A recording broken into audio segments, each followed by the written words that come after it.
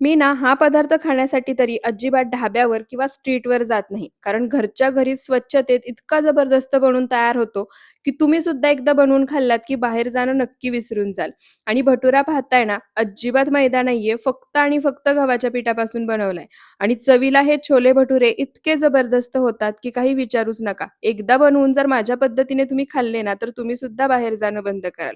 सर्वात आधी मिक्सरच्या भांड्यामध्ये 3 चिरलेले कांदे काढायचे, आलं लसूण काढायचं, मिक्सरला फिरून प्युरी तयार करायची. गॅसवर कुकर गरम करायला ठेवलाय, 3 चमचे तेल घालायचं. तेल गरम झालं की खडे मसाले घालायचे, अर्धा मिनिटं परतायचं. तयार कांद्याची प्युरी घालायची, कच्चेपणा जाईपर्यंत परतून घ्यायची.